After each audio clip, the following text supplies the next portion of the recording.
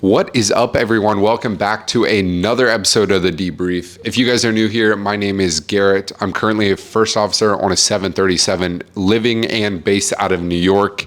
And once a week, I put a poll up, or I guess a submission box on my Instagram story, asking questions, anything and everything, whether it is financial things about Atlas hydration, airline stuff, pilot school, whatever it might be, anything and everything, it's fair game. I screenshotted a lot of questions. Today is going to be the most amount of questions. So I hope that we get to one of y'all's questions that you submitted. And if not, maybe you guys had the same questions. And also, if not, make sure you just follow me on Instagram. It's Fly with Garrett. And you guys can submit questions there once a week. And I'm also posting a video besides the debrief once a week. But let's get right into it. I haven't reviewed these. I just quickly went through and screenshotted a whole bunch that looked like they would be good. So Jake asked, give us the most memorable moments from every check ride leading up to the airlines. Great question, Jake. Let me see.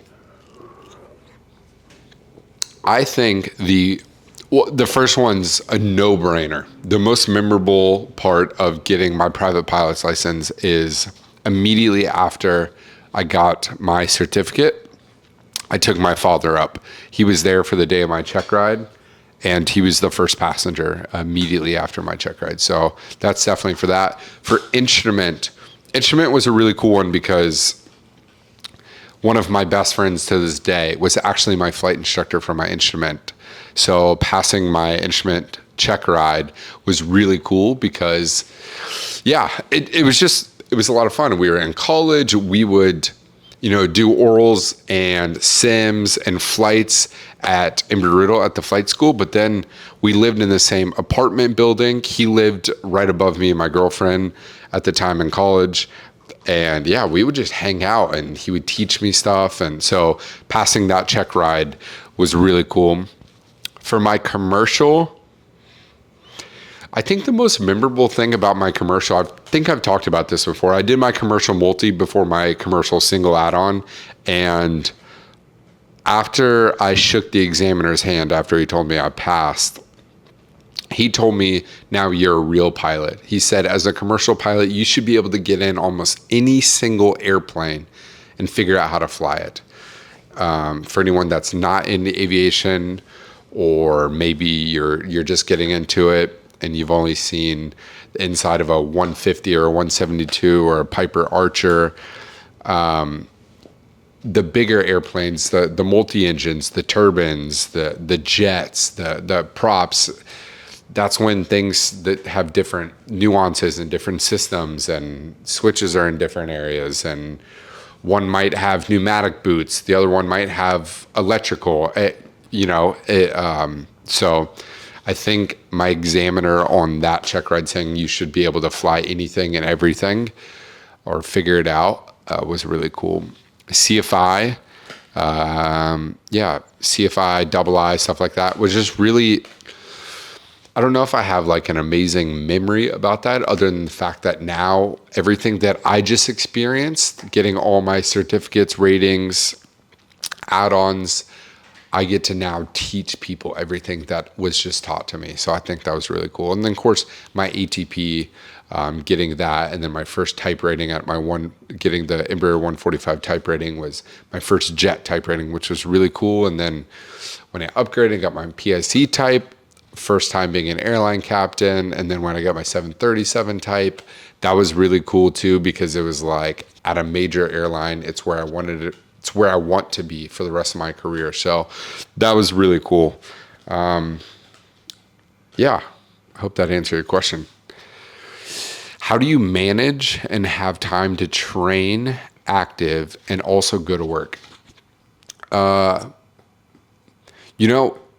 If you do follow me on Instagram, you'll see that today I posted, I want to start a community, like a broadcast channel, talking about fitness and health and wellness and just keeping your mind right. Because I worked out 5 to 6 times a week for 10 years straight. starting in 2011. I remember I found Steve Cook on Instagram, and he had a program called Big Man on Campus.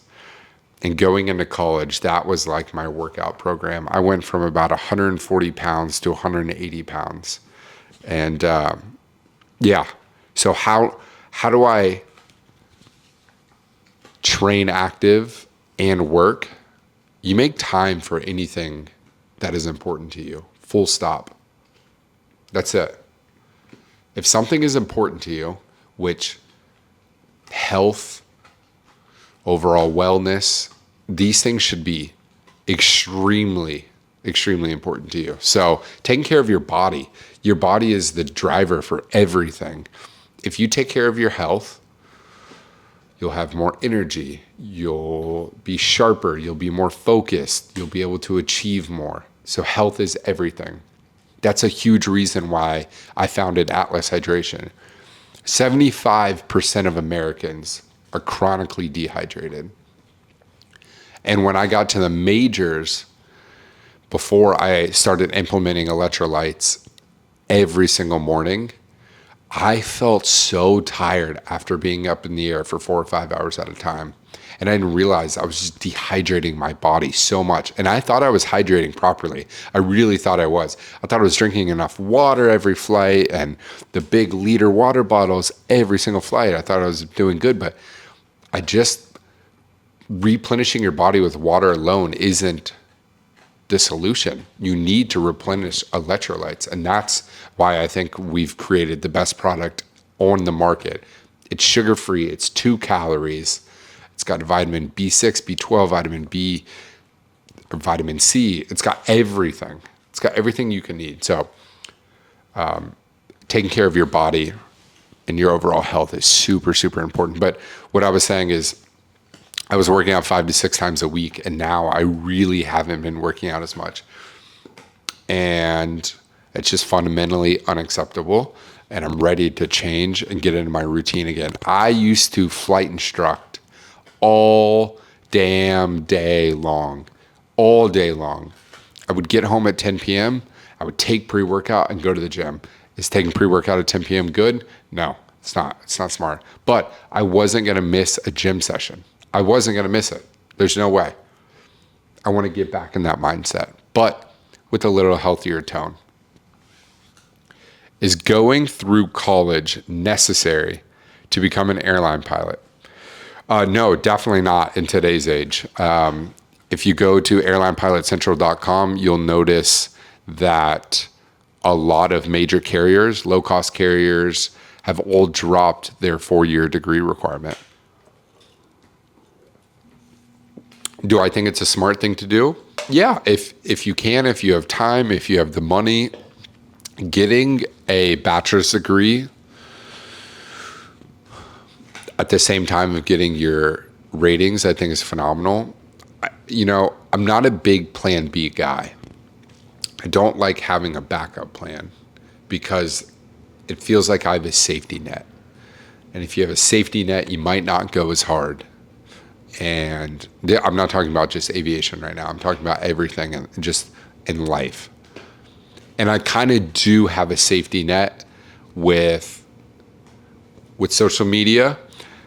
Maybe being an airline pilot is a safety net. If social media doesn't do well, if my investments don't do well, property, whatever, if that doesn't do well, I can just be an airline pilot full time. You know how I drop a lot of my flying down and fly just a couple times a month because it's a passion and something I absolutely love. And I would never give up that safety net, ever, ever, ever. I would get rid of everything else and keep aviation above everything.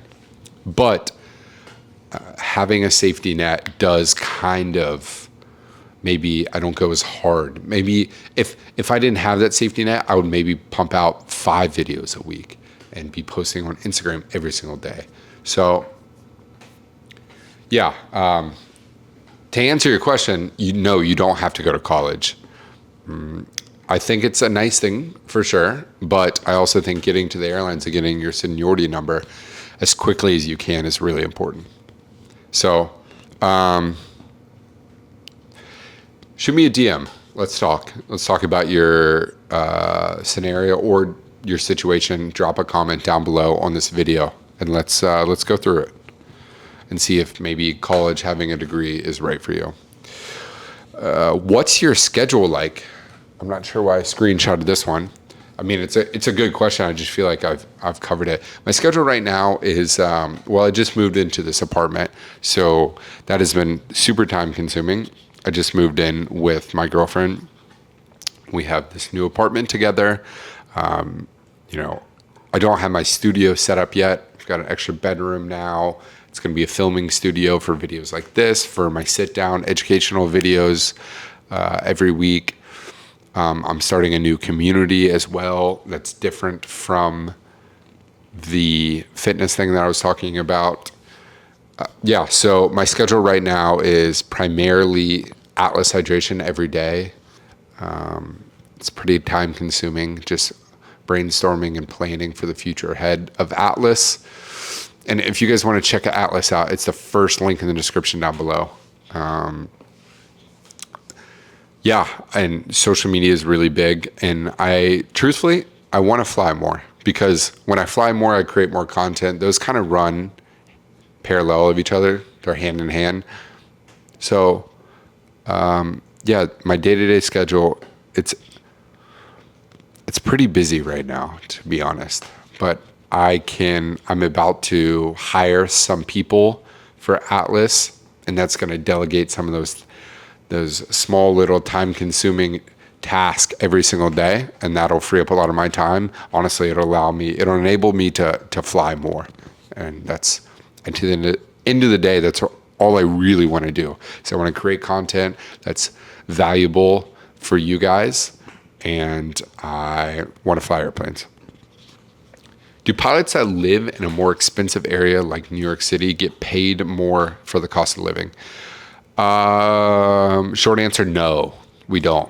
As an airline pilot, you can live anywhere and everywhere. And just because you work, I could live in a lower cost of living area like Fargo, North Dakota. It's cheaper cost of living than New York City, and I could commute to New York City. So, the companies, no company that I know of pays a higher hourly rate in the airline industry based on the city that you live in. What happened to your house with a private runway? It's a family home. We still very much have it. My parents live in it. And it's not going anywhere. And I don't want to say too much, but stay tuned. Subscribe if you're new here. It's a lot of really cool stuff is coming with that. Haven't been in the Bonanza in a while, and I can't wait. I can't wait.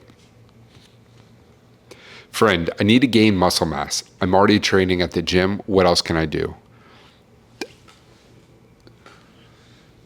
Gaining weight or losing weight is very simplistic at the baseline. At the very root of gaining weight or losing weight, it's caloric surplus or caloric deficit. Each and every human being has their own baseline, their own, your body consumes. Is that an Apache? Can you guys see that? Those are two Apaches.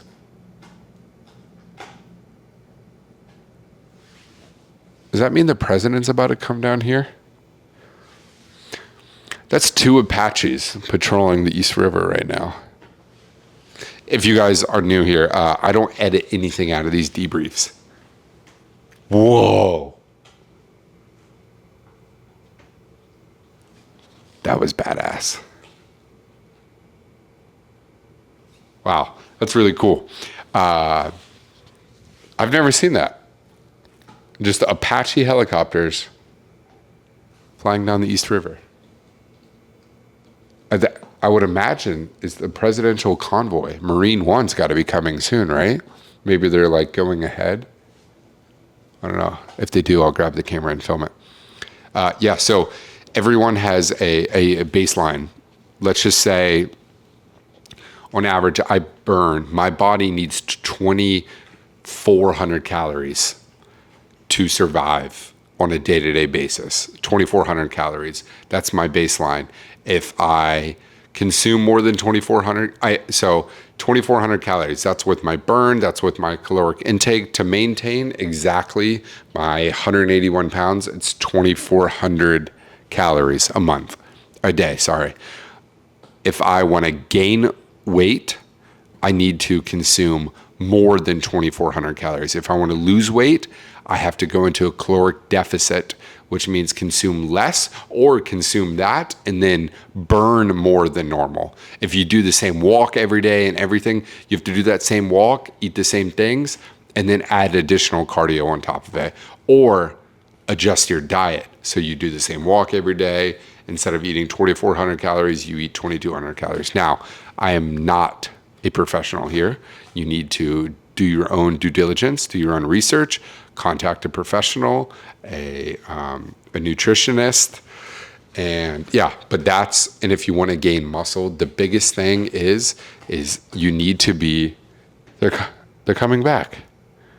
I don't know what's going on. Now they're flying over the city. That's weird. Should I be concerned? Just Apaches flying over New York City. They're right over Soho right now. 1 gram of protein per pound of you weigh. So if I weigh 181 pounds, I need to be consuming at least 181 grams of protein. And if you want to do that, 1.5 it. So there's your answer. Sorry, we got interrupted. I'm such an aviation geek. But the Apache part is weird, people. The Apache part is very weird. Do you have any other incomes outside of pilot pay? Yeah, definitely. I don't take $1 from Alice Hydration, and I won't for the next 12 to 24 months. And at least, definitely social media investments. And if you guys want more in-depth breakdown, like if you guys want to go over rental properties and dividends and, all my investments, I'll definitely make a video on that. Oh, the next question is, what investments do you have? Tips. Tips. Let's see. You look younger than me, a lot younger than me. And tips. Start a Roth as early as you possibly can. Get into index funds. If you don't know what index funds are, just Google it. And like I said, if you want more in depth on that, then drop a comment down below and I'll send some index funds that I'm invested in, and I'll break down my portfolio a little bit and talk about some of the bonds that I have and stocks I'm invested in and blue chips. It would stay at blue chip stocks and some index funds and some crypto. So yeah, I'm more than happy to talk about those things. I would love to. It would be fun. Most important factors for you in choosing an airline. Ooh, it's a great question. We're going to have a sip of this for this question. This is going to be a very important question here. Most important factors for you in choosing your airline. Well, if you're choosing a regional carrier, it's most likely not your end goal. I keep hearing these Apaches. So I would focus on your end goal and work backwards. Reverse engineer that. So if you want to work for Delta Airlines, right? Look at their bases. The best thing you can do as an airline pilot is not commute. At the end of the day, your quality of life will substantially increase if you do not commute as an airline pilot. So, with that being said, let's say you want to live in Atlanta. and you know Delta is where you want to go. That's where you're going to end up. You want to be based in Atlanta at Delta Airlines.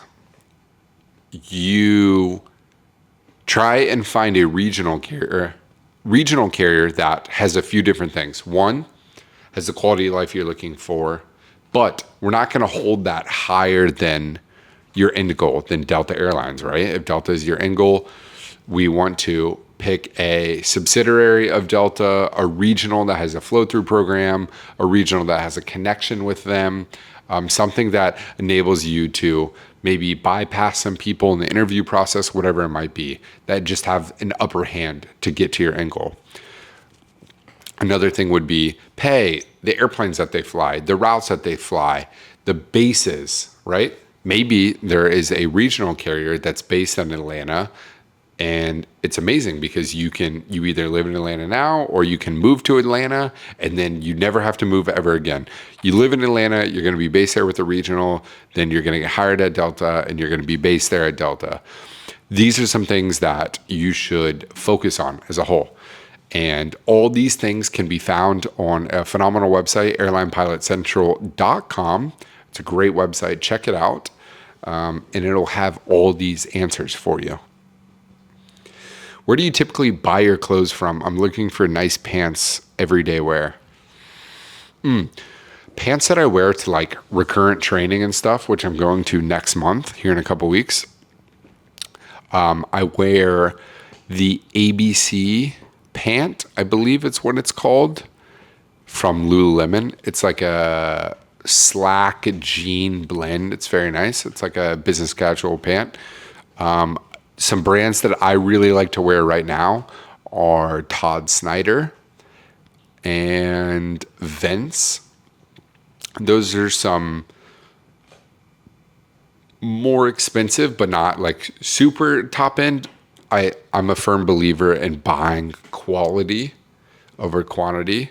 So buy quality goods that are going to last for a very long time, and buy something that's not flashy and in style right now that's going to be gone next month. I've definitely done that with jewelry and blah, blah, blah. I've definitely made copious amounts of mistakes, but I'm just speaking from experience and where I'm at right now in my mindset. Okay, that's the last question. Wow, that went a lot quicker than I expected. That was a lot of questions. What are we at? 22 minutes. Sorry for the helicopter situation. Just got a little sidetracked there. So I hope I got to a lot of y'all's questions. I hope you guys enjoyed this video. Another episode of the debrief in the books. I think this is the third one. Let me know if I should keep doing these. I don't know. Takes, I don't know, an hour total to knock out these episodes, film it, then another probably 2 hours, film it, and then I got to edit it in the sense of take those and I want to throw them on the screen so you guys can get credit for who submitted the questions. All his Instagram's there. Maybe if someone asks a question that you also had that you're in the same boat in and you see their Instagram you can go and shoot them a message and just say, hey, I was thinking about going to aviation college as well. What are your thoughts? Are you doing it? Blah, blah, blah. So hopefully it's maybe a networking thing and a good situation, and the ability is there for you guys to communicate and chat with each other before we start this really cool community that we're going to be announcing soon. So I hope you guys enjoyed it. Smash the thumbs up button if you did at all. If not, I guess don't smash the thumbs up button. Subscribe. I got a feeling a whole lot of new people aren't watching this. You know, it's not a Mr. Beast style video where it gets the attention of a lot of people that aren't subscribed. But I hope you guys enjoyed it, and I'll see you in the next one. Peace.